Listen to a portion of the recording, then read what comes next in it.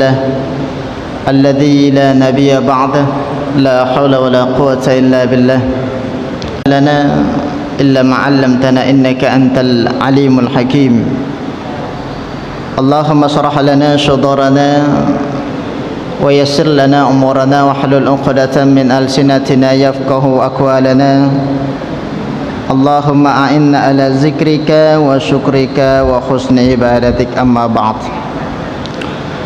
Ma'asyiral muslimin, bapak-bapak, ibu-ibu jamaah salat maghrib yang dimuliakan oleh Allah Subhanahu wa taala.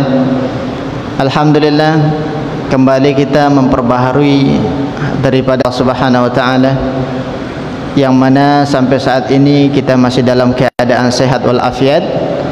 Mudah-mudahan kita selalu diberikan kesehatan, kekuatan, begitu juga dengan keimanan sampai masuknya bulan Ramadan nantinya. Dan mudah-mudahan apa yang telah kita lakukan pada hari ini senantiasa diterima sebagai amal soleh di sisi Allah Subhanahu wa taala. Taib, Bapak Ibu yang dimuliakan Allah, kemudian salawat beriringkan salam senantiasa kita hadiahkan ke junjungan kita, uswatun hasanah kita, yaitu Rasulullah sallallahu alaihi wasallam yang berlafazkan Allahumma salli ala sayyidina Muhammad wa ala ali Muhammad, assalamu alayka ya Rasulullah. Taib, insyaallah pada malam hari yang berbahagia ini kita akan membacakan sebuah hadis Rasulullah sallallahu alaihi wasallam terkait dengan ibadah yang dilakukan ketika dalam pelaksanaan solat subuh, yaitu ada yang dinamakan dengan doaul qunut, seperti halnya yang ditanyakan daripada orang tua kita 2 pekan yang lalu Pak Buya, yang berkaitan dengan masalah qunut.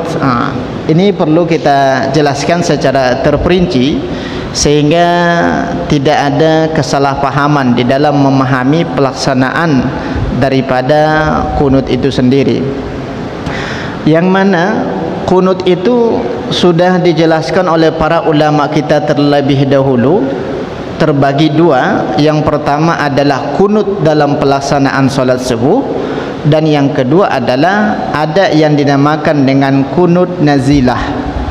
Qunut itu bimakna lughah, seperti halnya yang diuraikan oleh Imam An-Nawawi, hiya ad-du'a. Qunut itu artinya adalah permohonan, doa, tunduk ataupun berdiam lama. Itu yang dinamakan dengan qunut dalam istilah lughawinya. Sedangkan istilah bahasa, sedangkan istilah syara'an ataupun istilahannya, bahwasanya qunut itu adalah membacakan doa ketika bangkit dari ruku di rakaat yang kedua dalam pelaksanaan salat subuh. Itu yang dinamakan dengan qunut.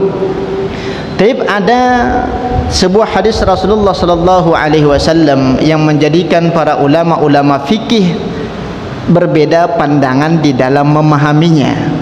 Apa kata Rasulullah, yang mana hadis ini diceritakan oleh Anas bin Malik, ada Malik bin Anas, ada Anas bin Malik, Anas bin Malik ini adalah dari kabilah ataupun golongan para sahabat, sedangkan Malik bin Anas bahagian daripada tabi'in. Ini tidak ada kaitannya antara Anas bin Malik dengan Malik bin Anas. An Anas bin Malik radhiyallahu anhu, berarti dari golongan sahabat. Apa kata Anas bin Malik? Mazala Rasulullah sallallahu alaihi wasallam yaqnutu fil fajri.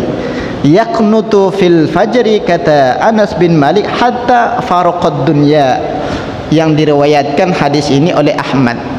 Ketika Nabi masih hidup selalu berkunut di dalam pelaksanaan salat subuhnya sampai ia meninggal dunia. Ini adalah hadis yang diceritakan oleh Anas bin Malik. Nah, permasalahannya adalah kunut yang dilakukan oleh Nabi dalam pelaksanaan salat subuh itu apakah kunut salat subuh atau kunut nazilah? Ini yang terjadi khilafiyah, yang mana hadis ini dihasankan oleh Imam As-Syafi'i, tapi Ahmad bin Hanbal mengatakan bahwasanya hadis ini adalah hadis dhaif. Ini terjadi khilafiyah di kalangan para ulama-ulama fikih.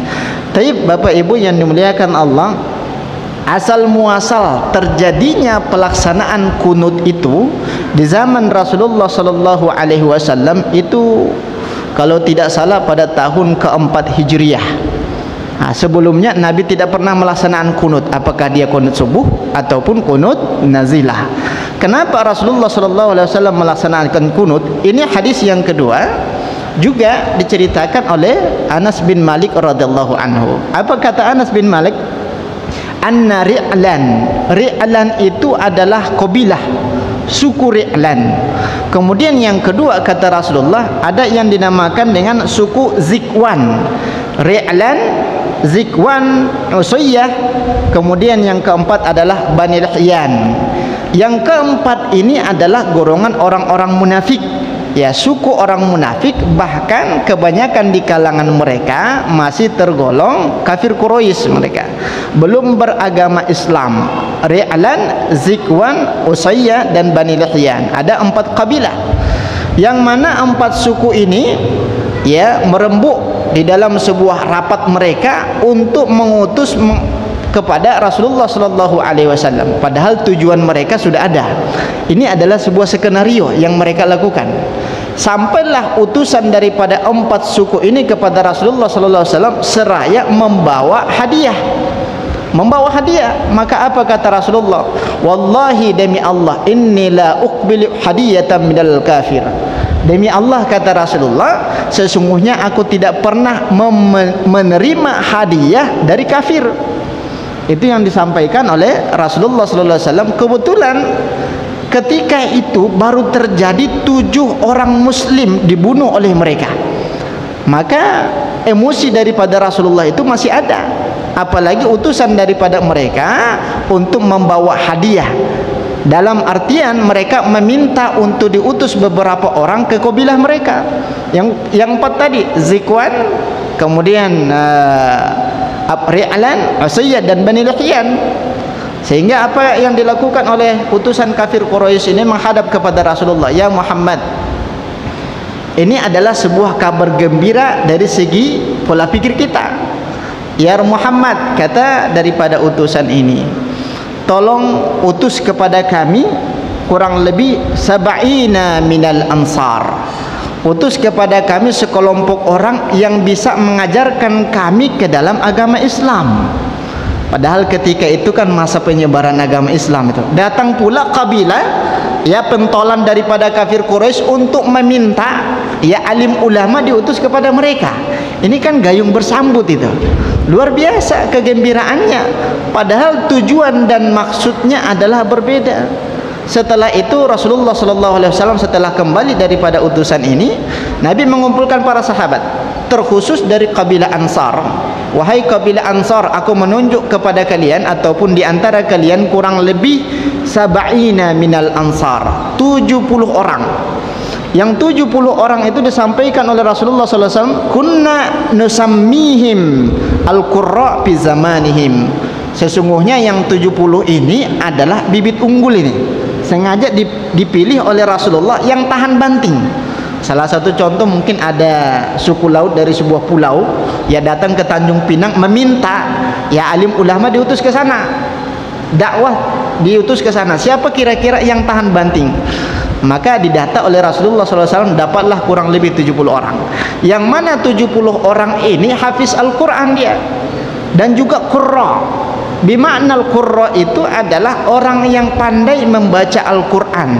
Ketika ia baca itu Al-Quran menyejukkan.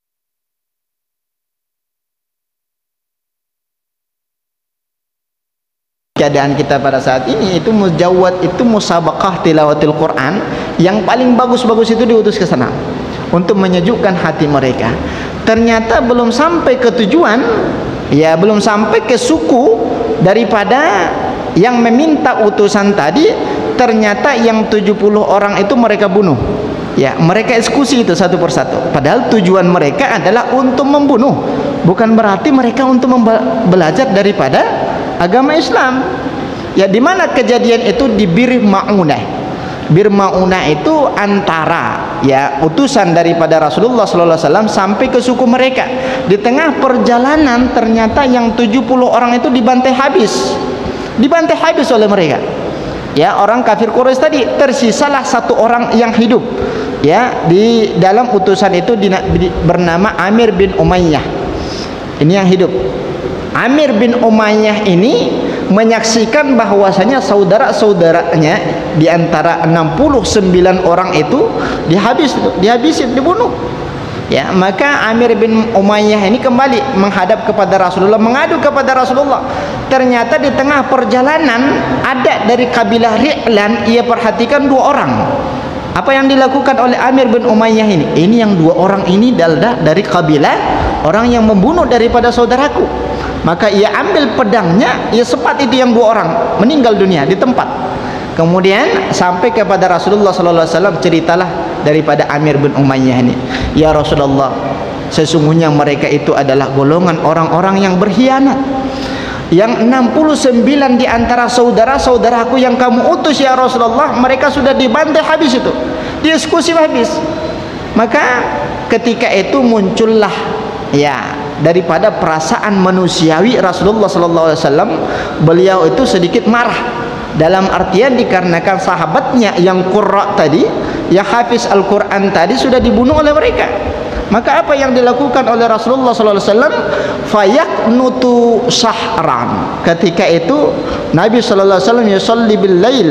Diceritakan di dalam hadis ini, fabalagha akhbar ila Nabi sallallahu alaihi wasallam. Ketika sampai kabar ataupun cerita itu kepada Nabi, dibawa oleh Amir bin Umayyah, apa yang dilakukan oleh Rasulullah? Faqanata syahran. Maka ketika itu Nabi membaca kunut selama 1 bulan. Membaca kunut selama 1 bulan, yang mana kunutnya itu dilaksanakan pada waktu subuh.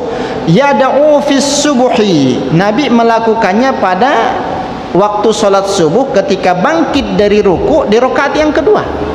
Setiap hari dilakukan oleh Rasulullah SAW, diaminkan oleh para sahabat selama 1 bulan.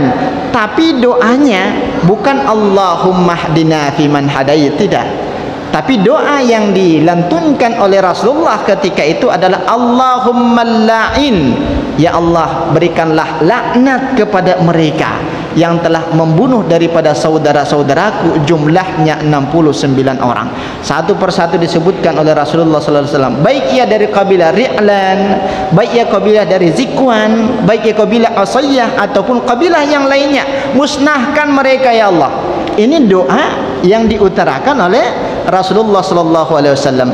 Fanazalat ayah, maka ketika itu Jibril daripada perantaraan Allah Subhanahu wa taala membawa sebuah surat dan juga ayat disampaikan kepada Rasulullah sallallahu alaihi wasallam. Laisa laka minal amri syai'un aw yatuba alaihim, kata Allah, ya Muhammad, sesungguhnya yang memberikan laknat kepada mereka itu adalah Allah Subhanahu wa taala. Mungkin di lain waktu mereka akan bertaubat. Kenapa kamu mendoakan laknat kepada mereka? Maka dikarenakan doa daripada Rasulullah tadi, maka turun ayat untuk menegur daripada Nabi. Wahai Muhammad, sesungguhnya engkau itu kan diutus sebagai rasul, menyampaikan risalah dakwah. Mungkin mereka belum faham, sehingga terjadilah sesuatu yang tidak diinginkan di dalam agama Islam. Terbunuhlah beberapa sahabatmu, kata Allah Subhanahu wa taala. Maka kesimpulan yang pertama, Nabi melaksanakan doa kunut selama 1 bulan, bukan seperti halnya kunut yang kita baca tadi. Tidak seperti itu yang dibaca oleh Rasulullah sallallahu alaihi wasallam, Allahumma la'in, berikanlah laknat kepada mereka, sehingga turunlah ayat untuk menegur daripada Rasulullah sallallahu alaihi wasallam. Setelah ditegur Nabi, maka terjadilah hadis yang kedua tadi yang kita bacakan, yang diriwayatkan oleh Anas bin Malik, mazala Rasulullah sallallahu alaihi wasallam yaqnutu fil fajri hatta faraqad dunya, sehingga Rasulullah sallallahu alaihi wasallam meninggal dunia. Pada 2 keadaan yang berbeda. Yang pertama, doa kunutnya berbeda ketika berganti dengan Allahumma hdina fiman hadait. ketika Allah sudah menegur daripada Rasulullah dikarenakan mendoakan daripada kaumnya walaupun mereka masih dalam status kafir Quraisy, sehingga bergantilah doa yang dibacakan oleh Rasul. Ini terjadi khilafiyah di kalangan para ulama. Tadi kita sudah jelaskan definisi daripada kunut. Sedangkan nazilah itu adalah doa yang dipanjatkan kepada Allah dikarenakan terjadi musibah yang amat sangat dahsyat menimpa sebuah kaum. Ya, salah satu contoh mungkin COVID ini adalah bagian daripada wabah yang mematikan, sehingga kita dianjurkan untuk berkunut nazilah. Itu diperbolehkan. Kapan pelaksanaan doa kunut subuh dan juga kunut nazilah itu? Kita lihat beberapa pandangan di kalangan para ulama. Yang pertama kata Imam Malik, laisa fihi kunutun illa fi subhi faqat. Sesungguhnya kata Imam Malik, doa kunut itu tidak ada, ya tidak boleh dilakukan kecuali pada waktu sholat subuh saja. Yang dimaksudkan oleh Imam Malik di sini adalah kunut nazilah. Ya, itu adalah pendapat yang pertama. Di sholat-sholat yang lainnya itu tidak dilakukan. Yang dilakukan itu hanya pada waktu sholat subuh. Dikarenakan Nabi ketika para sahabatnya dibantai habis, Nabi memanjatkan doa ketika itu. Itu dasar daripada Imam Malik. Yang mana Nabi membaca doa kunut selama 1 bulan itu adalah bukan kunut seperti halnya yang kita baca. Ya, tapi kunut ataupun doa tentang laknat, pemusnahan daripada kaum Ri'lan ataupun kaum yang lainnya. Ini pendapat Imam Malik. Kemudian pendapat yang kedua adalah Imam As-Syafi'i. Sesungguhnya ya illa fi kulli subhin wa nisful akhir min Ramadan.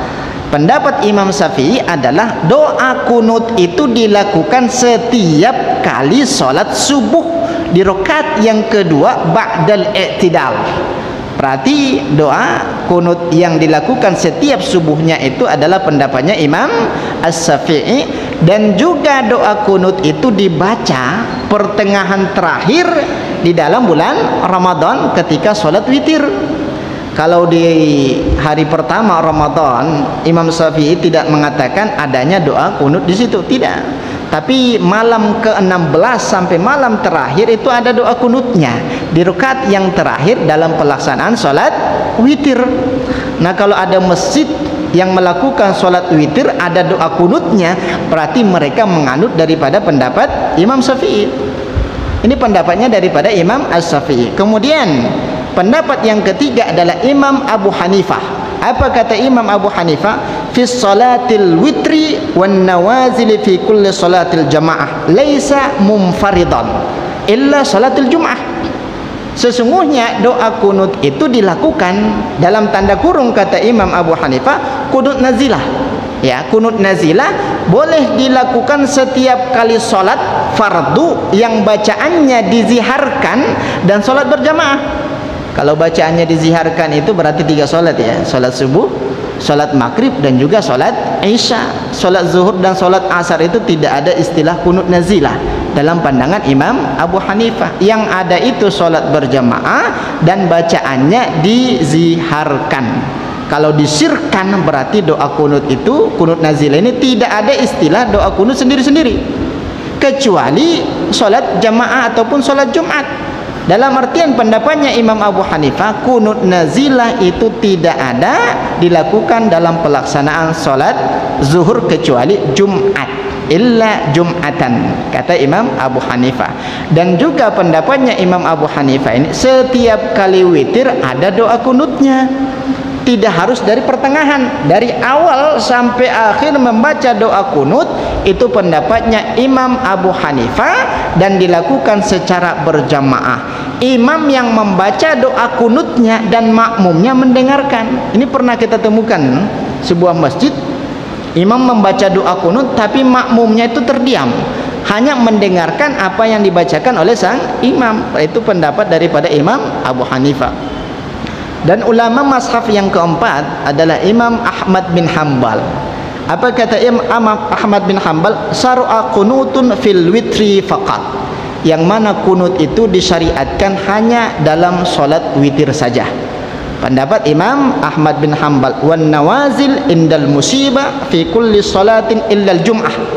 Ini bertentangan lagi dengan pendapatnya Imam Abu Hanifah. Apa kata Ahmad bin Hanbal?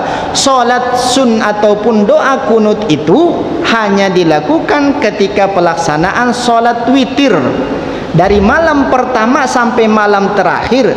Kemudian setelah itu ada yang dinamakan dengan kunut nazilah, dilakukan setiap kali salat kecuali salat Jumat. Kalau salat Jumat itu tidak ada istilah kunut nazilah dalam pandangan Ahmad bin Hanbal. Ini adalah permasalahan yang pertama, maka terjadilah khilafiyah di situ. Hanya di antara ulama-ulama mazhab yang komitmen dan konsisten melaksanakan doa kunut di dalam pelaksanaan salat subuh adalah Imam Syafi'i. Sami Allahu liman hamidah, barulah dibacakan doa kunut. Tapi Bapak Ibu yang dimuliakan Allah Subhanahu wa taala, muncul permasalahan yang kedua. Kenapa di dalam doa kunut itu ya separuh dibaca oleh imam kemudian beliau terdiam? Bahkan ada yang memprotes ya daripada saudara kita yang lain, doa kunut itu mulai disyariatkan di dalam agama Islam itu dibacakan secara zihar. Allahumma hadina fiman hadait sampai salawat. Dikatakan oleh Imam An-Nawawi di dalam sebuah kitabnya, kitab daripada Imam An-Nawawi yang ia karang Al-Majmu' Asy-Syarhul Muhazzab, kata Imam An-Nawawi bahwasanya di dalam doa kunut itu ada 3 bagian. Yang pertama ada yang dinamakan dengan doa. Yang kedua ada yang dinamakan dengan sana'un, puji-pujian kepada Allah. Dan yang ketiga ada yang dinamakan dengan sholawat. Maka kata Imam An-Nawawi, kenapa imam hanya mengeraskan ketika membaca doa? Ya Allahumma hdina fiman hadait, itu doa. Maka makmum itu harus mengaminkan. Tadi kita sudah jelaskan Ahmad bin Hanbal dengan Imam Syafi'i, 2 pemikiran yang berbeda tentang doa kunut subuh. Ahmad bin Hanbal berdomisili di Irak, perbatasan dengan Iran. Sedangkan Imam Syafi'i berdomisili di Mesir. Itu beberapa negara itu yang harus dilewati. Yang pertama Syria, Jordan, Lubnan, Palestina, barulah sampai kita ke Mesir. Ada 5 negara antara Imam Ahmad bin Hanbal dengan Imam Syafi'i. Apa kata Ahmad bin Hanbal? Wahai murid-muridku, kata Ahmad bin Hanbal, seandainya kalian sholat subuh di belakang imam yang mana imam itu bermazhab Syafi'i, farfa' yadaka, maka angkat tanganmu, aminkan apa yang didoakan imam. Itu kata Ahmad bin Hanbal. Kalau seandainya engkau tidak mengangkat tangan, mendingan kamu sholat sendiri. Itu pendapatnya daripada Ahmad bin Hanbal itu. Ya berarti sangat menghargai pendapatnya daripada Imam Syafi'i. Kebalikan daripada itu, apa kata Imam Syafi'i? Seandainya kalian sholat di belakang orang yang bermazhab Ahmad bin Hanbal ataupun tidak membaca doa kunut, jangan baca doa kunut. Sami Allahu liman hamidah, kata imam, Allahu akbar, sujud imam itu kita sendiri, Allahumma hdini fiman hadait wa afini. Batal sholatnya, sholat jamaahnya batal karena tidak mengikuti instruksi yang dilakukan oleh imam. Maka dari situ dasarnya 5 doa pertama itu harus diaminkan, yang notabenanya doa ya harus diaminkan. Allahumma hdina fiman hadait wa afina fiman afait wa tawallana fiman tawallait wa barik lana fima atait wa qina bi rahmatika syarra ma qadait. Ini adalah 5 doa yang dibaca oleh imam dengan suara yang nyaring, sehingga ada kesempatan bagi makmumnya untuk mengaminkan. Kita jangan pula membaca doa yang sama, cukup imam itu yang mewakili, kita aminkan yang 5 doa tadi. Terus setelah itu barulah dinamakan dengan sana. Ya, sana itu hanya puji-pujian. Alhamdulillahirabbil alamin, kata imam ketika berdoa. Kita selaku makmum, Pak, belum saatnya mengaminkan. Itu baru puji-pujian. Segala puji bagi Allah, kata imam. Amin. Apa bentuk doa di situ? Tidak ada.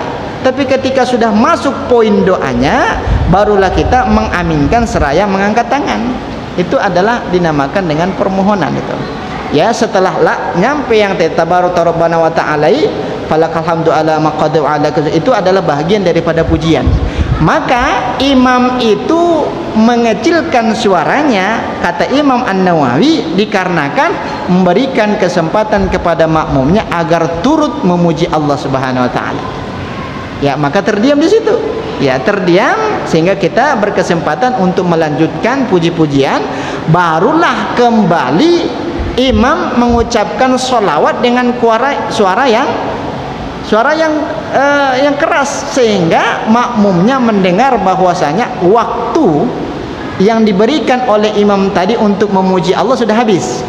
Ya, maka kodenya adalah membaca sholawat. Ya, itu yang dilakukan oleh imam ketika membaca doa kunut. Berarti kesimpulannya adalah doa kunut di dalam pelaksanaan sholat subuh khilafiyah. Ya, terjadi perbedaan pemahaman di kalangan para ulama-ulama fuqaha, ya, antara Ahmad bin Hanbal, Imam Abu Hanifah, Imam Malik bin Anas, dan juga Imam As-Syafi'i.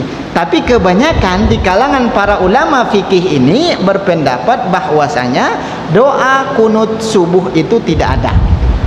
Itu di kalangan para ulama-ulama fikih. Tapi kalau Imam Syafi'i, dikarenakan Nabi pernah melakukan itu, maka Imam Syafi'i tidak pernah meninggalkannya. Ya, tidak pernah meninggalkan daripada pelaksanaan doa kunut tersebut tadi. Begitu juga dengan Syekh Utsaimin, ya, ada muftinya Saudi Arabia. Beliau itu adalah bermazhab Malikiyah yang mengatakan doa kunut itu tidak ada. Maka apa kata dia? Untuk kebersamaan, dalam artian sholat jamaah itu kan kebersamaan, ukhuwah, persaudaraan. Jangan sampai kita tidak mengangkat tangan memunculkan penasaran di kiri dan kanan kita, ya, dalam pelaksanaan sholat subuh itu. Maka terjadilah mungkin bisikan-bisikan ataupun mungkin omongan yang tidak sedap didengar. Si fulan itu tadi sholat subuh tidak mengangkat tangan, dia kan muncul fitnah jadinya. Maka kata Syekh Utsaimin, untuk menghindari daripada fitnah itu, maka angkatlah tanganmu ketika imam membaca doa kunut. Kalau imamnya tidak membaca doa kunut, berarti kita tidak membaca doa kunut. Itu saja. Yang jelaskan imam itu kan komando, memberikan instruksi kepada kita dalam pelaksanaan sholat subuh. Tapi kalau kunut nazilah, ijma' daripada ulama-ulama fuqaha mengatakan kunut nazilah itu ada. Nggak ada khilafiyah di kalangan mereka. Kunut nazilah itu ada, tinggal lagi mungkin waktu pelaksanaannya juga mereka berbeda pendapat. Permasalahan yang pertama. Kemudian permasalahan yang kedua adalah masalah zikir. Ini juga sering kita sampaikan. Zikir itu adalah ucapan pujian ataupun mungkin mengingat Allah setelah selesai sholat. Sungguh merugi, kata Rasulullah, orang yang salam langsung meninggalkan masjid. Itu adalah golongan orang yang merugi. Padahal kan ada kesempatan kita untuk berzikir dan juga berdoa memohon kepada Allah Subhanahu wa taala. Ada sebuah hadis Rasulullah SAW, karena Rasulullah SAW yaskur ba'da shalah. Sesungguhnya Nabi berzikir setelah selesai sholat. Itu ittifaq, kesepakatan para ulama. Ittifaqul ulama fi zikrin ba'da shalah. Mereka sepakat adanya zikir setelah sholat. Tak ada ulama yang mengatakan tidak ada zikir setelah sholat. Tidak ada. Kemudian ikhtalafu fihi fil jama'ati wa zihar. Kemudian berbeda pandangan di kalangan mereka ketika membaca zikir itu bersama-sama dan juga mengeraskan suara. Nah, tadi kesepakatan para ulama zikir itu ada setelah sholat, sehingga terjadilah perbedaan pemahaman pendapat di kalangan mereka, apakah zikir itu dilakukan bersama atau zikir itu dikeraskan suaranya. Seperti itu. Awal pertama Rasulullah SAW ketika beliau berzikir itu mengeraskan suaranya. Salah satu cara ataupun metode mengajarkan kepada para sahabatnya tata cara berzikir seperti ini. Sehingga ada seorang sahabat ketika itu diceritakan dalam sebuah riwayat, sahabat ini lagi berlalu lalang di sekitar masjid, hendak masuk ke dalam masjid. Ini sesuatu yang dimakruhkan. Dalam artian sesuatu yang dimakruhkan, ketika imam dalam posisi ruku, seseorang itu tergesa-gesa masuk ke saf yang kosong. Makruh hukumnya. Maka apa kata Rasulullah, ketika apapun kondisi imam tersebut, ketika kita memasuki ke masjid ya seperti biasa, jangan tergesa-gesa. apa yang kamu dapati dalam kondisi imam, maka sempurnakan setelah ia salam. Ya, berarti makruh. Ada seorang sahabat ketika beliau masuk ke masjid, ternyata imam sudah dalam kondisi ruku. Allahu Akbar, kata imam itu. Sahabat ini takut imam ini bangkit dari ruku sehingga tertinggal 1 rakaat.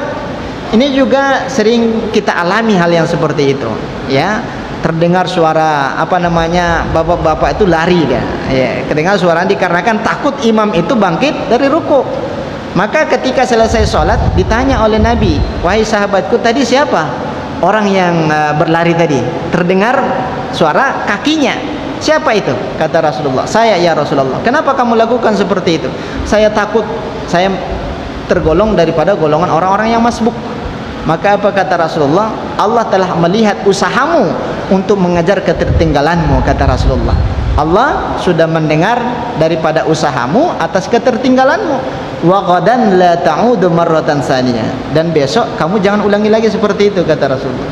Jangan ulangi lagi. Berarti adalah larangan menunjukkan kepada sesuatu yang makruh. Tidak boleh. Apapun kondisi imam, kita masuk ke shaf itu ketika imam sedang sujud, ya sudah takbir, kemudian posisikan diri kita seperti halnya kondisi imam, seperti hal yang kita dapati dalam kondisi sujud. Tapi Bapak Ibu yang dimuliakan Allah, maka permasalahan yang pertama tadi, Nabi dengan para sahabatnya itu tidak pernah, ya, itu harus kita garis bawahi, tidak pernah melakukan zikir bersama dengan suara yang keras. Ya, tapi Nabi mengeraskan suaranya ketika berzikir, para sahabat mendengarkan seraya mengikuti zikir itu. Keesokan harinya Nabi tidak mengulangi lagi, karena ia tahu sahabat-sahabat yang hadir di masjid itu sudah hafal. Ini keistimewaan daripada para sahabat dulu, Pak. Sekali mereka mendengar penyampaian daripada Nabi itu nyimpan. Kita juga sekali, ya, mendengar hadis itu masuk, tapi keluar dari telinga samping itu, biar tidak teringat keluar, mungkin bisa kita sumbat ya. Sahabat itu tidak, ketika diajarkan oleh Nabi zikir dengan suara yang keras tadi, seperti halnya hadis yang kita bacakan, sahabat itu sudah hafal. Apa yang pertama dibacakan? Astagfirullahaladzim, astagfirullah. Setelah itu baru selanjutnya sampai selesai zikir. Nabi sudah mengetahui sahabat ini sudah faham. Maka setelah itu selesai sholat, Nabi tidak mengajarkan lagi kepada sahabatnya itu tata cara berzikir seperti apa.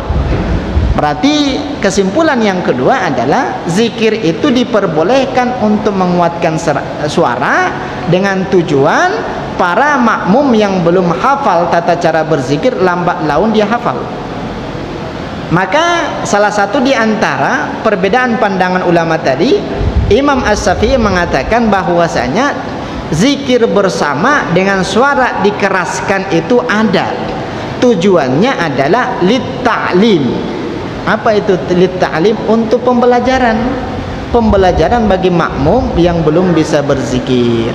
Nah, kalau masjid kita ini sudah kita yakin bahwasanya semuanya sudah pada bisa berzikir, tidak ada. Berarti seharusnya imam itu tidak berzikir lagi dengan suara yang keras. Tapi kan kita yakin nggak makmum kita seluruhnya itu sudah bisa berzikir? Karena itu sebuah pertanyaan. Ada di antara orang tua kita, Pak, mohon maaf ini sebelumnya, pernah. Tapi dikarenakan sering sholat di masjid yang mana zikirnya bersama, lambat laun itulah cara dia memperbaiki bacaan daripada Al-Fatihahnya. Itu adalah pendapatnya daripada Imam As-Syafi'i. Seperti itu. Tapi Bapak Ibu hadirin hadirat yang dimuliakan Allah Subhanahu wa taala, yang mana dua permasalahan yang sudah kita bahas tadi adalah terjadi khilafiyah di kalangan para ulama-ulama fikih itu sendiri itu, ya. Kalau golongan daripada jamaahnya itu orang-orang yang soleh, kemudian orang-orang yang hafiz, tak payah assalamualaikum warahmatullahi, assalamualaikum warahmatullahi, sudah zikir masing-masing. Ini yang dilakukan saudara-saudara kita di Timur Tengah. Kualitas pemahamannya kan sedikit berbeda dengan pemahaman kita, karena mereka diberikan anugerah oleh Allah sangat mudah memahami dan mencerna, ya. Saya pernah melihat seorang Arab Mesir, orang Mesir itu sekali duduk itu hafiz 1 juz, hafal 1 juz Al-Quran, keesokan harinya itu tidak lupa lagi. Itu sekali duduk. Berarti kurang lebih 15 hari mereka mampu menghafal Al-Quran 30 juz. Kita 15 tahun belum tentu hafal. Kadang kalau sudah berumur 60 tahun, yang hafal itu ya yang pendek-pendeknya saja kan, seperti itu. Tapi mungkin ada beberapa hal yang perlu kita diskusikan di sisi daripada waktu kita sebelum masuk waktu sholat Isya. Dipersilakan kepada Bapak. Ya, silakan. Ya.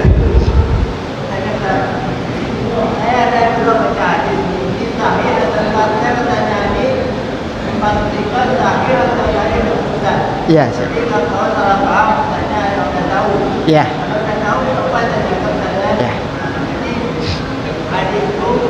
Malaikat tidak ada tidak gurau ya. Apa yang dikerjakan akan dikerjakan tidak diikuti mereka. Jadi apakah itu artinya saya bagaimana? Apa yang diucapkan itu yang diikuti mereka. Tidak ada yang tidak gurau mereka. Berkaitan dengan sifat sendagurau. Sifat sendagurau itu hanya diberikan oleh Allah kepada makhluk ciptaannya yang baru, seperti halnya manusia dengan jin. Itu ada sifat guraunya, ya, manusia dan jin, yang mana manusia dan jin itu adalah sama, tinggal lagi alamnya yang berbeda, Pak. Mereka juga disyariatkan untuk sholat, disyariatkan untuk berpuasa. Yang muslimnya, yang kafirnya itu ya sama halnya dengan kafirnya manusia. Itu dari kabilah jin. Karena Nabi itu berdakwah bukan hanya kepada manusia, begitu juga Nabi pernah berdakwah kepada golongan jin. Itu ada masjid jin itu di Saudi Arabia, yang mana ketika itu Nabi sedang berdakwah kepada kalangan jin itu sendiri. Tapi berhubungan dengan sendagurau itu tidak diberikan sifat itu kepada malaikat. Ya, apa yang kita niatkan, apa yang kita ucapkan, itulah yang dicatat oleh malaikat. Tinggal lagi, bolehkah manusia itu bergurau? Boleh. Sedangkan Nabi saja pernah bergurau dengan para sahabatnya sampai-sampai gigi geraham itu nampak. Ya, tersenyum dan juga mungkin tertawa, tidak sampai terbahak-bahak gitu. Ini yang dilakukan oleh Rasulullah SAW. Tapi kemudian permasalahan yang kedua, di dalam bersendagurau itu tidak boleh mencantumkan perkataan yang dusta, walaupun itu sendagurau. Itu dilarang di dalam agama Islam. Sehingga ia menambah-nambahkan itu cerita bagaimana caranya biar lebih enak didengar, sehingga banyak orang yang tertawa. Itu tidak boleh. Boleh kita bersendagurau yang mana sendagurau itu fakta, ya, tapi mungkin intonasi bahasa kita boleh diatur sehingga menjadikan cerita itu enak didengar, seperti itu. Ya, berarti kesimpulannya tidak ada sendagurau di dalam malaikat. Kalau ada mungkin sendagurau, diperintahkan oleh Allah, ini si fulan harus dicabut pada hari itu. Saya cabut enggak ya? Saya cabut enggak ya? Itu tidak seperti itu.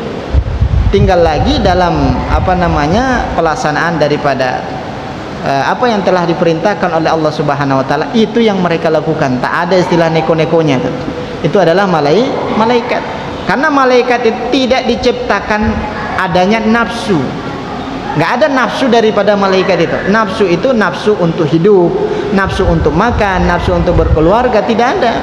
Yang ada itu diberikan nafsu kepada makhluk, baik yang mungkin hewan ataupun manusia, begitu juga dengan jin. Itu baru ada nafsu. Nafsu dengan akal. Kalau binatang tidak ada nafsu, tidak ada akal. Yang ada cuma nafsu aja. Kalau manusia dan jin ada dua-duanya, akal dan nafsu. Karena nafsu itu lebih cenderung mengarahkan kita untuk berbuat maksiat, sedangkan akal lebih cenderung berbuat baik. Siapapun orangnya kalau mengikuti akalnya pasti normal dalam pelaksanaannya, positif apa yang ia lakukan, karena mengikuti akal. Ini kan yang bergejolak di dalam hati kita, antara nafsu dengan akal, berperang deh. Sering dikalahkan akal kita, sehingga lebih dominanlah nafsu. Ya, seperti itu. Nafsu itu lebih cenderung mengarah kepada keserakahan. Ya, ammaratun bisu. Ya, walaupun mungkin ada nafsul mutmainnah. tapi lebih cenderung kepada ammaratun bisu, mengarah kepada sesuatu yang buruk. Seperti itu. Ya, silakan. Ini adalah apakah serius kita jawab atau buang kita tahu kan? Nah, Jadi kalau kita ngomong dalam kurang itu cepat istighfar katanya kan? Ya cukup sampai 5 menit cepat istighfar, kemudian Allah mengampuni. Apakah Ustaz serius menjawabnya atau tidak?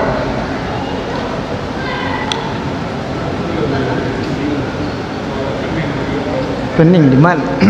Tip. Bukan Ustaz, pernah saya tanya sama Ustaz itu kan, tunggu jangan sampai lama-lama, cepat istighfar. Yang mana istighfar itu tidak ada batasan waktu. Ya, seperti halnya yang sudah ditetapkan oleh para ulama kita. Istighfar dan bertaubat itu alal faur.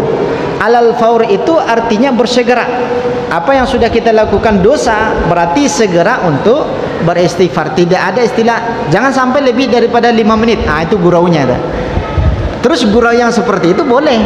Ya, gurau seperti itu boleh untuk mempercepat kita beristighfar. Ya. Silakan Ustaz Ali mau menambahkan nama. Ya, silakan. Ya. Zikir terus Rasulullah. Kan kalau ada baca Allah Ya. ada nama Al-Fatihah, ada isi nama Ya. dalam rukun khutbah. Jika kita tidak melafazkan membacakan rukun berbahasa Indonesia, kan kalimat itu sudah rukun semua. Kemudian sholawat, masih takwa, masih rukun. Ya, sudah include. Apabila kita tidak membacakan bahasa Indonesia, langsung ke sifat atau firman yang bertahan, apakah itu membutuhkan? Sebab kan dalam hal pikir sederhana Allah itu bahasa Arab. Ya, silakan Pak. Ini waktu Isya terlambat sedikit. Nah.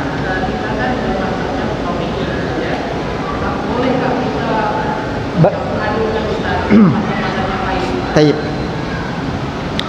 Pertanyaan yang pertama adalah masalah urutan zikir. Ini 3 SKS ini Pak.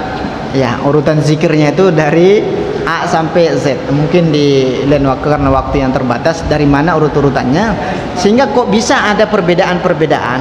Terkadang Nabi SAW antara maghrib dengan subuh itu kualitas zikirnya berbeda. Dalam artian ketika maghrib dikarenakan waktunya lebih singkat, berarti zikirnya mungkin ada beberapa hal yang ia bacakan diceritakan dalam sebuah hadis sahih. Ketika masuk waktu sholat subuh ditambah lagi zikirnya, karena waktu itu lebih berkah dia. Itu salah satu aspek yang menjadikan perbedaan-perbedaan di dalam urutan-urutan zikir itu. Ya. Kemudian yang kedua, masalah rukun khutbah. Rukun khutbah itu tidak ada teksnya berbahasa Indonesia. Yang berbahasa Indonesia itu adalah hanya tambahan saja. Seandainya ada seorang khatib membacakan muqaddimahnya, ada pujian di situ, ada ayat Al-Qur'an di situ, kemudian ada salawat di situ. Setelah selesai, qala Allah Ta'ala fil Qur'anil Karim wal ashri sadaqallahul azim barakallahu li wa lakum wa nafa'ana. Ini pernah dilakukan oleh seorang profesor di Mesir itu. Ia baca muqaddimahnya tapi sudah lengkap rukunnya. Ia kutip sebuah ayat di dalam Al-Qur'an yaitu surat Al-Ashr. Wal ashri, tidak sampai sempurna. Sadaqallahul azim kata dia. Baru langsung doa. Selesai karena sudah terlaksananya rukun daripada khutbah itu. Jangan kita khutbahnya panjang lebar ternyata ada rukun yang tertinggal. Kalau ada rukun yang tertinggal wajib hukumnya khutbahnya diulang. Wajib itu. Karena rukun itu menjadikan khutbahnya sah atau tidaknya tergantung kepada rukun. Nah, wasiat takwa itu ketika si fulan atau mungkin ada guru kita yang membacakan, mengutip sebuah ayat Al-Qur'an, ya ayyuhalladzina amanu taqullaha, itu sudah termasuk wasiat.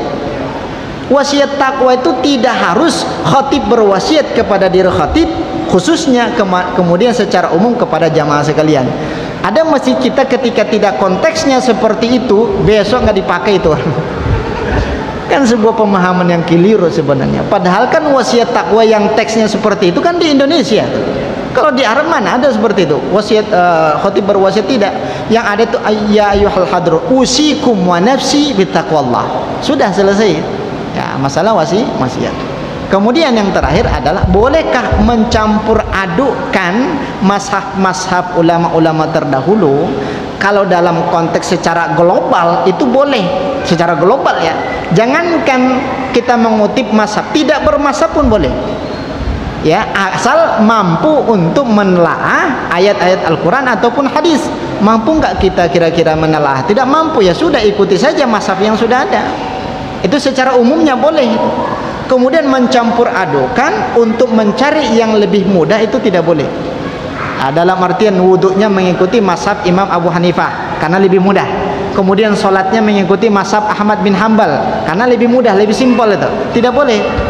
Nah, tidak boleh mencampur adukan dengan tujuan mencari kemudahan. Ya, tidak boleh hal yang seperti itu. Tapi kalau berganti mazhab dalam kondisi tertentu boleh. Seperti halnya kita tawaf di Saudi Arabia, ketika bersentuhan batal, itu mazhab Syafi'i. Bagaimana kita tidak bersentuhan, istri harus dirangkul ketika tawaf. Kalau bapak tidak merangkul istri bapak, mungkin 6 jam baru ketemu tuh. Syukur-syukur masih ketemu. Kalau tidak ketemu, ya mungkin cari lain gitu. Nah, itu bisa berganti mazhab dalam kondisi darurat seperti itu. Ya, seperti itu. Tapi jangan diniatkan untuk hilang masalah atau belum lagi menghadapi mertua segala macam, panjang ceritanya kan. Taib wallahu a'lam bishawab. Kita tutup majelis kita dengan bacaan alhamdulillahirabbil alamin dan doa kepada Allah subhanakallahumma wa bihamdika asyhadu an la ilaha illa anta astaghfiruka wa atubu ilaik.